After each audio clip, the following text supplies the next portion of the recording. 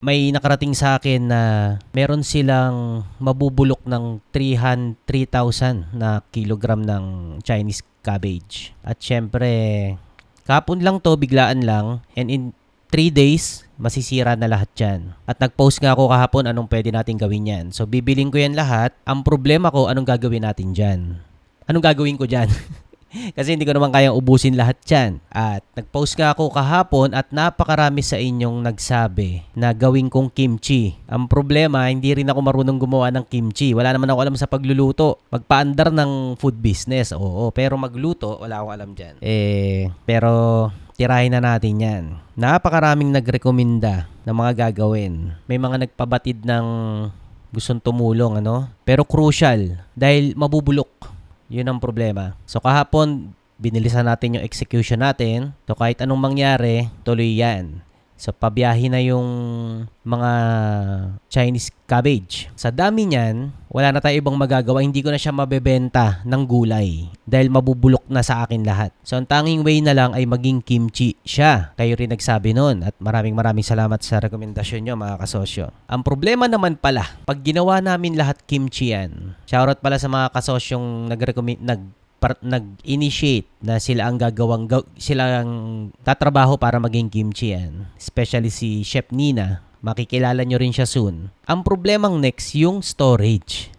So, duktong-duktong yung mga naging problema. So, kung 3,000 kilogram, ilang kimchi yan? Saan ko ilalagay yan? Napakadaming kimchi nun. So kagabi din, napag-isipan natin na dapat ma-dispose kagad o mabenta kagad. So, kagabi nga rin, tinapos ko na yung kung saan kayo makaka-order online. Kaya humingi ako ng tulong sa inyo mga kasosyo. Kung gusto nyo sumuporta sa mga farmers, makabawas-bawas tayo sa problema nila. Pwede na kayong umorder sa Kasosyo app natin. Type nyo lang po sa browser kasosyoapp.com. Mas makaka-order po kayo ng kimchi.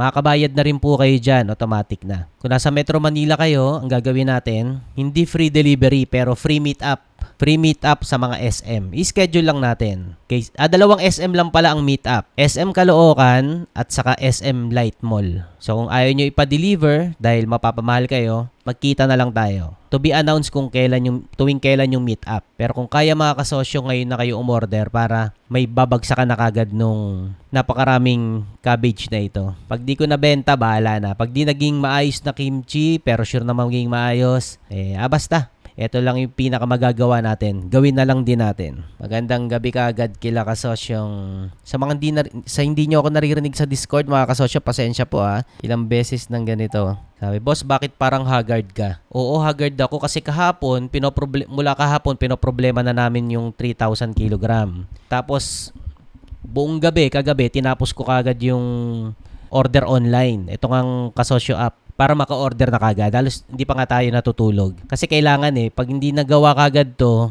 mabubulok yung mga gulay.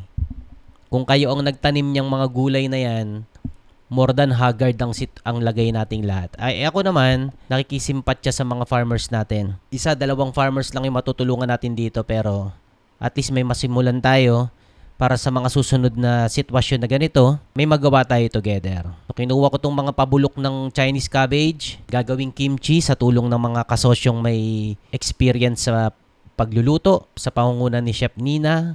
May kilala nyo siya soon. So, pag naging kimchi yan, ang problema ko naman, saan ko ilalagay yan? So, napakaraming freezer yata ang kailangan ko. So, hindi naman ako pwedeng bumili ng napakaraming freezer kagad. Ang magagawa natin, mabenta ito kagad. So, tingnan natin kung paano tayo magtutulungan dito. May 3 option dyan sa kimchi natin, mga kasosyo. Isang 250 grams, isang 500 grams, saka 1,000 grams. Sa mga gusto palang mag-reseller, message na lang tayo. Pati yung mga o-order ng mas madami sa 1 kilogram, message na lang tayo sa presyo.